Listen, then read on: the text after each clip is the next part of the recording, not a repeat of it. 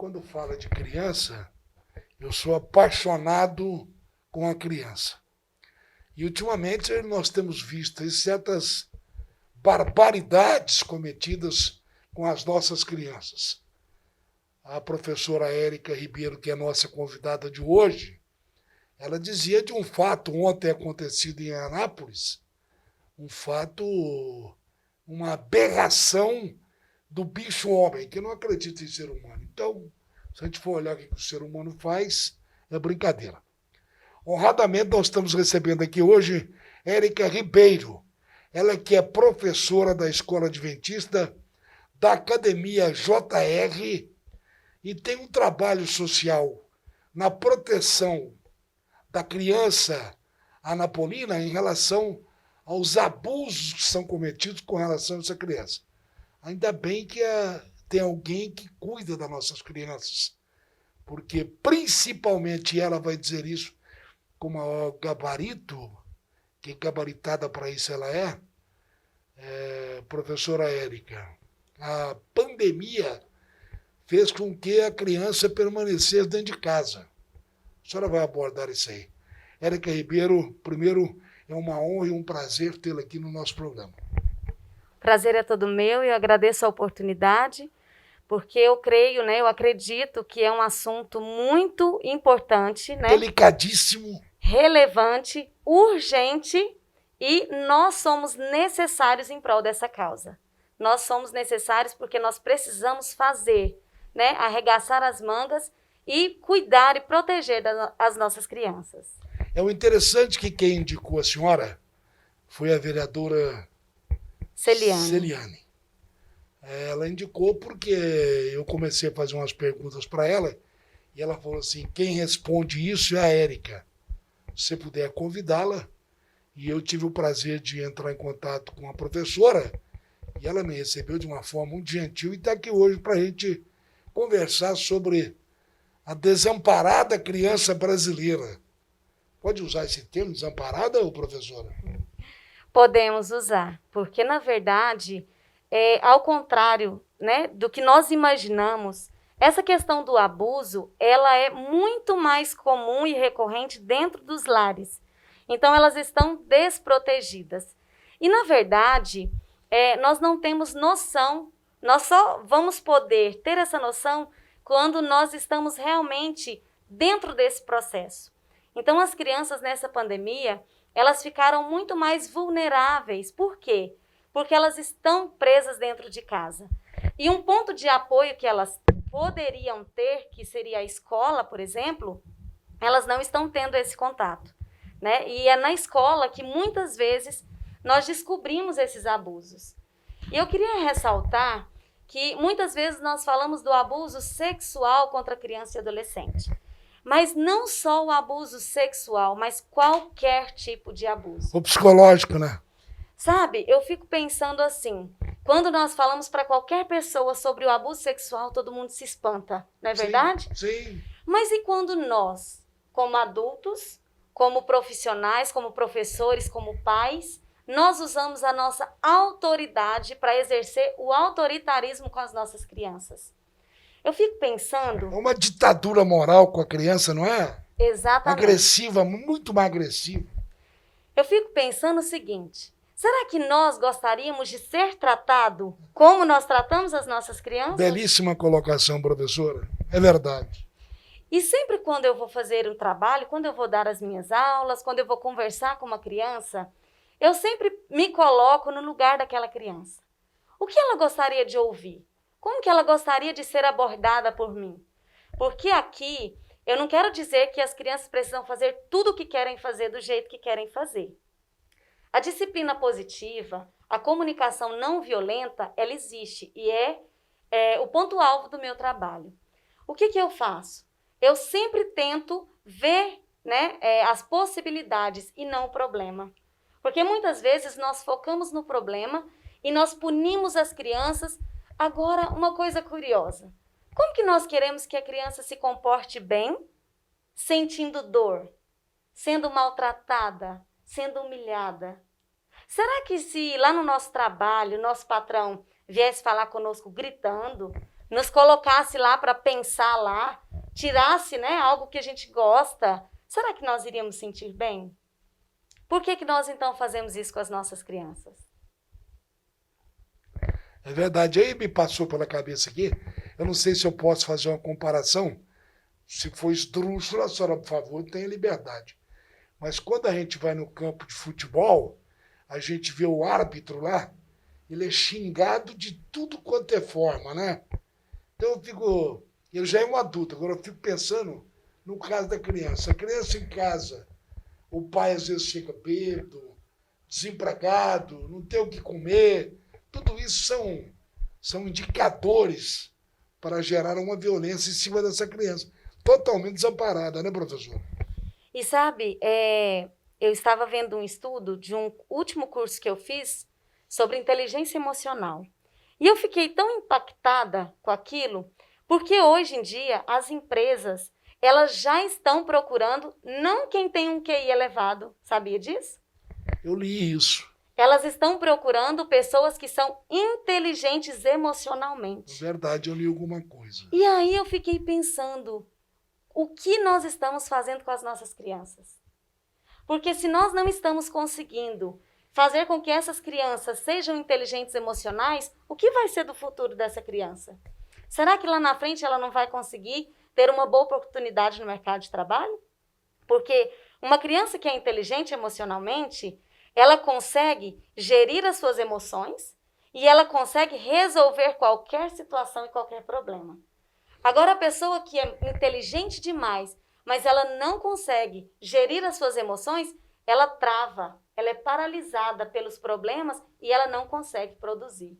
Olha que coisa interessante. Essa travada aí foi bem colocada pela senhora. Ela realmente trava. E eu fico pensando, ô professora Érica, é o seguinte, nós temos que mudar esse conceito de que o aluno vai para a escola apenas para merendar, não é isso? Ainda existe esse conceito? Ainda existe isso enraizado na nossa cultura escolar? Sim, e principalmente na questão da escola pública, né? Nós temos Sim, realmente. na escola pública, principalmente. E muitas crianças, elas só têm aquele alimento ali, né? Então, No dia, é uma realidade, né? E às vezes nós achamos que isso já acabou, mas não. Nós temos crianças ainda hoje que vão para a escola somente para lanchar. E essas crianças, elas nem têm um desenvolvimento cognitivo apropriado, sim, né? Porque a criança precisa ter todas as suas necessidades básicas atendidas. E o que é básico? É o básico mesmo. É a alimentação, é o sono, é a roupa, é o sapato, né? É o higiene amor, pessoal. é o carinho, a higiene pessoal, né? Então, essas necessidades básicas, elas precisam ser atendidas. E sabe o que acontece? Já viu aquele menino birrento? Que os pais perdem a paciência e logo bate, aquele negócio todo complicado demais? Às vezes é só uma necessidade que não foi atendida. Às vezes acordou a criança cedo demais. A criança hoje em dia está muito exposta às telas, né? Celular, computador, tablet, televisão. Meu Deus. E as crianças não dormem direito. E aí estão com sono. Aí levantou já, indisposta, porque quem não acorda indisposto numa noite mal dormida? Nós que somos adultos e que sabemos que precisamos gerir tudo isso, nós temos essa dificuldade. Imagina as crianças. E aí a violência já começa logo de manhã. Você tem que comer, né? Você tem que acordar. Então é um processo. Mas eu não queria aqui, né, para quem está me ouvindo, ficasse assim muito assustado. Porque na verdade nós Mas é uma realidade que é assustadora, não é, professor? Isso. Mas o que acontece? Quando nós começamos a falar da questão da educação em casa, da questão do autoritarismo, da questão da falta de paciência, de bater logo e já resolver o problema com agressão, os pais não sabem por onde ir, qual o caminho que eles vão seguir. Só que aí, eu digo o seguinte, nós viemos de uma educação violenta e nós só damos aquilo que nós temos. Nós só fazemos e só reproduzimos aquilo que nós aprendemos. E os nossos filhos, as nossas crianças, os nossos alunos, eles também vão reproduzir o que eles estão aprendendo. Então, essa cadeia... É um ciclo vicioso. Esse ciclo, ele não para. Mas ele pode parar, né? Nós precisamos estudar. Agora, olha só, que interessante. A gente estuda para tudo, não é verdade? Se nós vamos fazer um concurso, a gente estuda, né? Se a gente vai passar por uma entrevista, a gente vai estudar para poder falar sobre determinado assunto. E para ter filhos? Já ouviu falar de alguém que estuda para ter filhos? Eu não estou aqui falando que tem uma receita de bolo, porque não existe. Não existe essa receita de bolo, é verdade. Cada filho é diferente, cada criança é diferente, né? Eu tenho muitos alunos e cada um eu preciso abordar de uma forma o quê? Sim. Diferente. Mas existem alguns princípios. O não, por exemplo. Tudo a gente fala não é verdade? Não pode, não sobe, não desce, não isso, não aquilo, tá. Ô, palavrinha danada, hein? E o não, ele já ficou banalizado. E, por exemplo, que tal eu trocar o não por outra palavra ou por outra situação? Por exemplo, uma criança está pulando no sofá, né?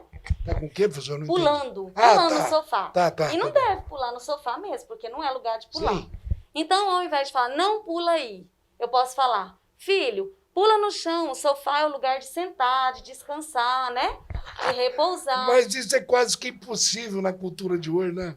Não é verdade? É verdade. Agora, eu gostaria Já vem um não gritado, explosivo, não é? Exatamente. A criança não vai entender? E se a Sim. criança resistir? Professora, mas e se ela resistir e ela não quiser? Aí eu já perco logo a paciência. Você fala, vamos lá, filha, eu vou pular com você. Vamos ver quem pula mais alto?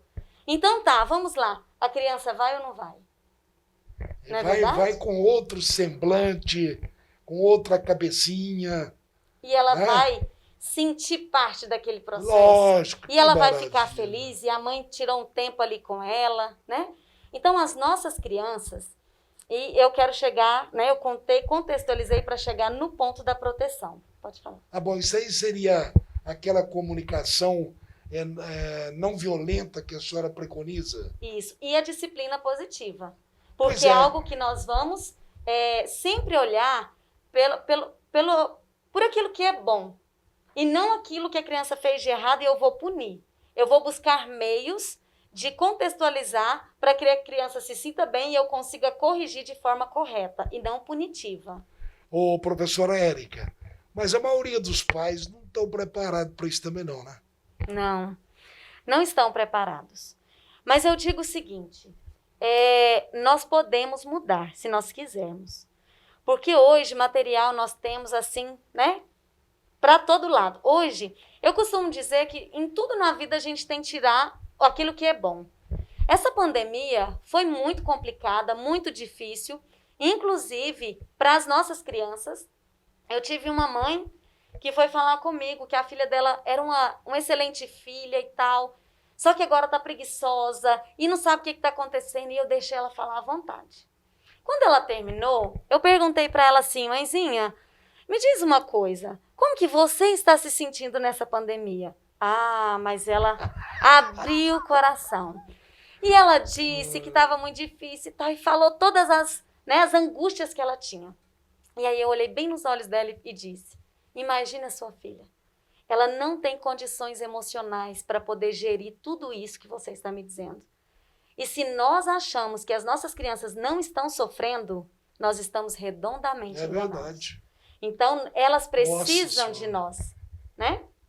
Sem dúvida. E me remete, voltando aqui atrás um pouquinho, até porque o telespectador também o entende dessa forma, eu não aceito, não é apenas eu que não aceito, não.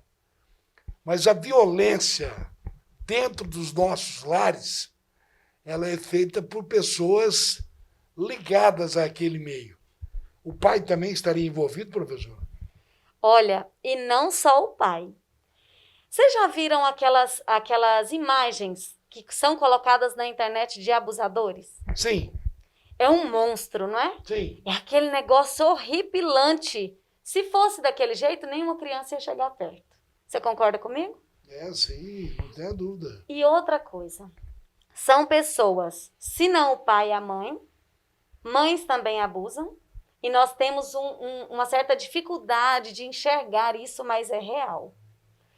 Por que as estatísticas são muito mais meninas do que meninos? Qual que é a nossa cultura? A nossa cultura é que menino já tem que ser homem, né? E esses dias eu ouvi uma coisa que partiu meu coração. Um conhecido me disse assim, quando meu filho inteirar tantos anos, eu vou levar, né, lá para uma prostituta, porque ele precisa aprender a ser homem. É verdade. Aliás, tinha isso no passado, mas hoje ainda tem isso. Eu ouvi, né, de uma pessoa que tem a mesma idade que eu, e eu fiquei assim, né, perplexa. Mas, enfim, é uma cultura machista. É verdade. E aí, os homens, vocês acham que eles vão contar que foi abusado? Não, porque homem vira homem. A mulher tem mais facilidade, a menina, de Você contar. tem esse tabu masculino, seria isso? Tem. De que meninos não são abusados, que a maioria na estatística é mulher, e que só homens abusam. Mas não, essa não é a realidade. A realidade é que o abusador, ele não tem classe social, né? E nós temos esse tabu também. São crianças da classe baixa, aquelas crianças que não tem nem o que comer. Não. Engano, auto-engano. Todas as crianças estão na mesma condição, exceto que nós façamos a proteção das nossas crianças e ensinamos as nossas crianças a se autoprotegerem. Então, nós precisamos entender isso.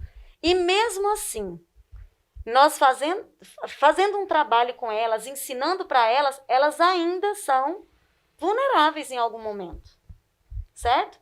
Porque outra coisa, em casa elas têm... Porque, por exemplo, o abusador, ele estuda. Ele não é igual os pais que não estão estudando, não. Eles estudam o desenvolvimento da criança, eles estudam o comportamento, porque, olha só, se a criança tem um contexto familiar de agressão, de abusos verbais e tal, ele vai utilizar ou a mesma forma de agressão, porque a criança vai confundir que agressão é sinal de quê? De amor. Porque meu pai me bate, minha mãe me bate, xinga, grita, mas eles me amam. Que isso. Então, o agressor também pode usar. Ou então ele pode fazer o contrário. Tá vendo? Eu vou te dar carinho, amor. Seus pais são sem paciência e tal, e tal, e tal, e tal. E a criança faz o quê? Muitas crianças, elas não denunciam o abuso. Sabe por quê? Porque elas vão até o abusador. Porque elas querem esse momento de carinho e de atenção. E elas se sentem culpadas por isso.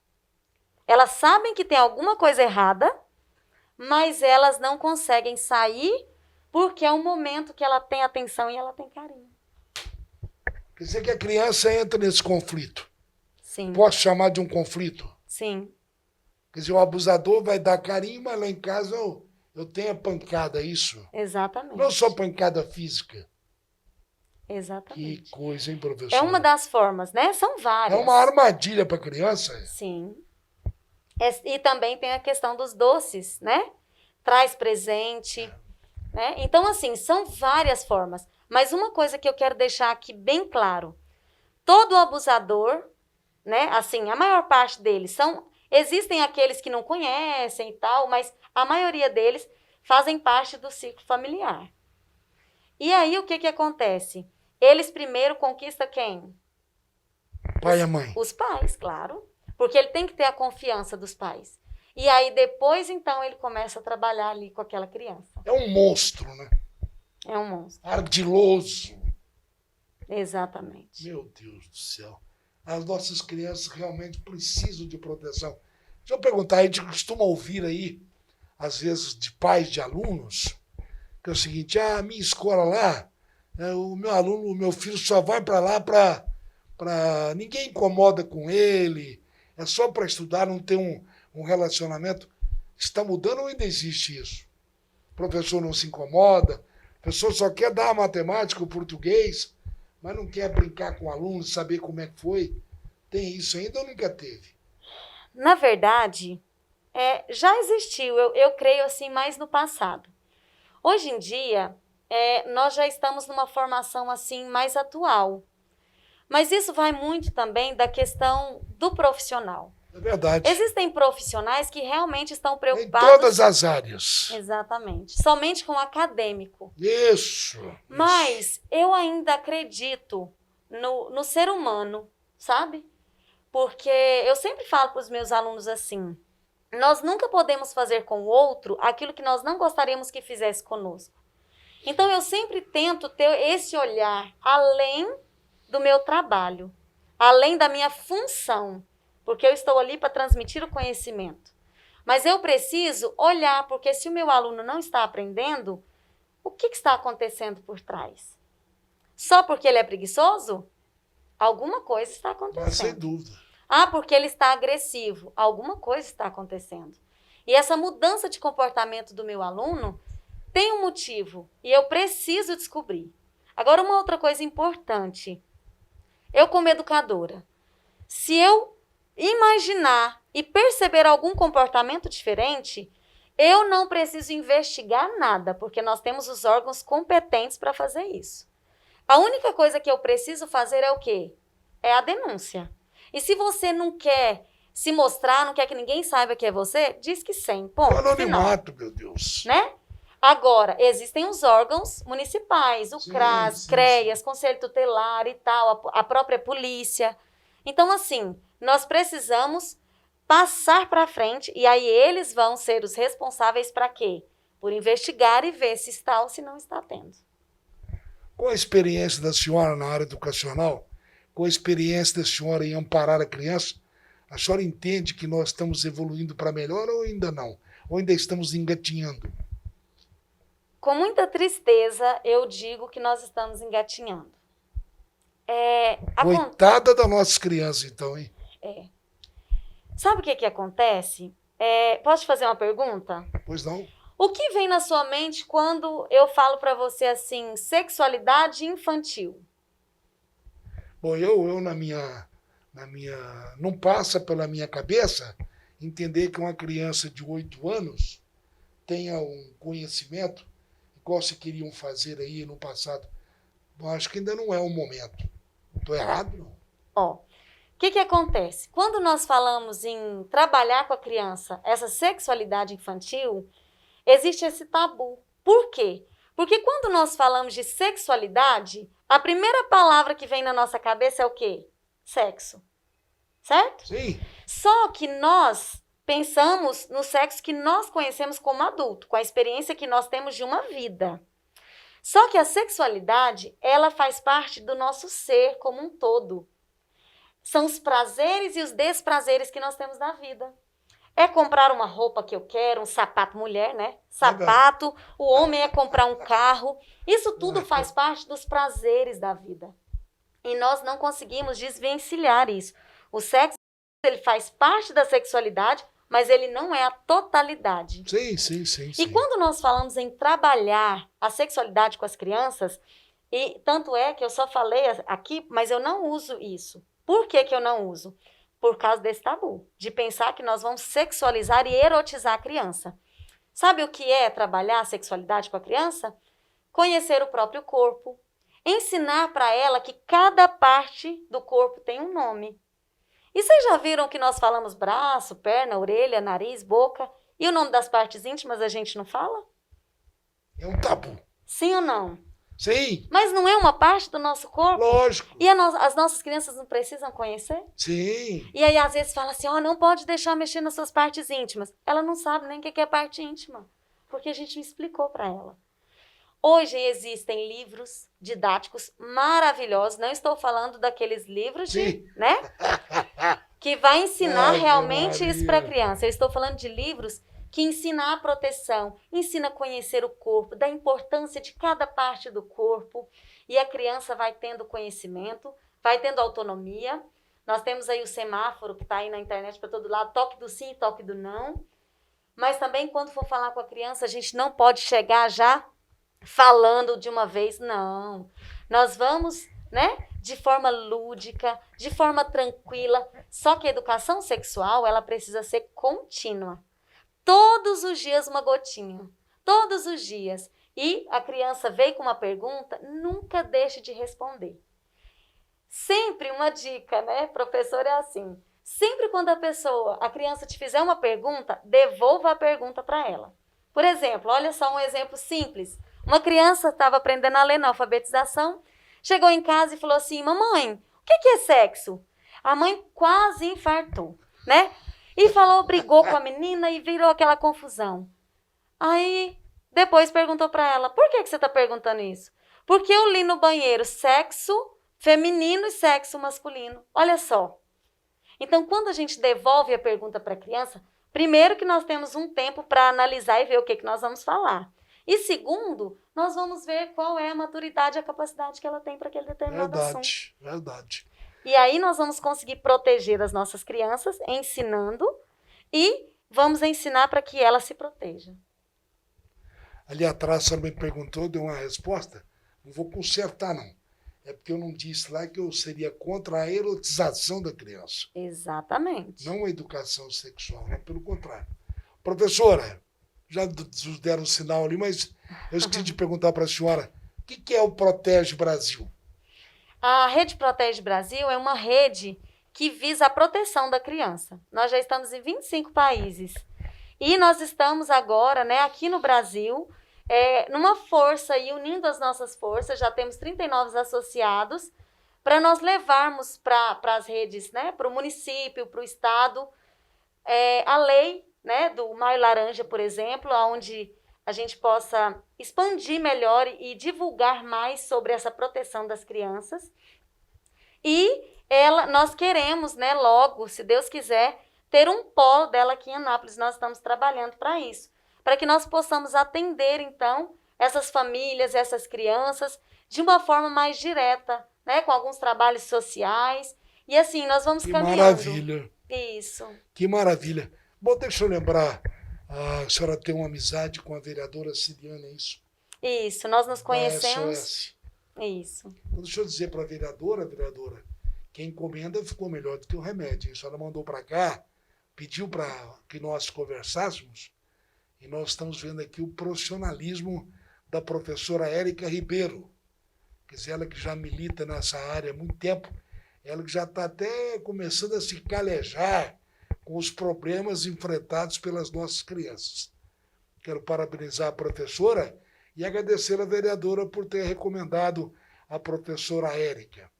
Professora, lamentavelmente, a nossa produção já fez um sinal que a senhora não percebe, mas o nosso tempo, lamentavelmente, porque foi uma aula que a senhora deu aqui hoje, e nós vamos convidá-la para vir aqui mais vezes. Eu queria, no final, que a senhora deixasse uma mensagem, não sei se para os pais, para as crianças, para as autoridades. A senhora fica à vontade nessa mensagem da senhora.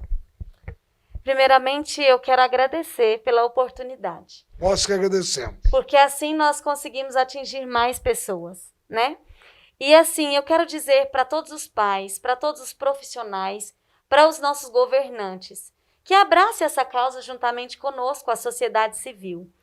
E se você não tem conhecimento, se você não sabe por onde começar, eu me coloco à disposição, né? Eu tenho nas redes sociais, estou começando agora, porque nessa pandemia me possibilitou, né, de começar... E deixa eu atrapalhar, voluntariamente. Sim, sim. Então, assim, não precisem, né, ficar com dúvidas. Podem me procurar e eu estarei ajudando no que for preciso. Eu costumo dizer que eu estou amando do mestre. Aonde Deus me mandar, eu vou. Que bom. Então, assim, eu agradeço de coração a oportunidade e peço para que não possamos deixar as nossas crianças desprotegidas, que possamos ensinar, e para isso nós precisamos aprender. E lembrando, não deixem que essas crianças estejam vulneráveis a qualquer tipo de abuso. Não só abuso sexual, mas também aos abusos do autoritarismo da nossa educação, da nossa criação. Que nós possamos entender que as nossas crianças precisam ser crianças. E o brincar da criança é o nosso trabalho do dia a dia. Então, que nós possamos entender que ela tem as necessidades básicas dela e que nós possamos atender essas necessidades com muito amor, com muito carinho, porque eu creio que tudo que a gente faz com muito amor, com muita dedicação, a gente consegue vencer. Então, nós estamos juntos nessa causa e sempre que precisar, pode me chamar que eu estarei aqui e o que for preciso nós vamos fazer para nós abraçarmos aí essas nossas crianças, esses pais, os professores e vamos juntos. A professora Érica tem filhos? Não, não tenho filhos. Quero agradecer a senhora por a senhora ter feito um programa maravilhoso aqui hoje. O nosso muito obrigado, professora Érica Ribeiro. Eu que agradeço. Até mais. E ao nosso telespectador, o nosso muito obrigado e até a próxima.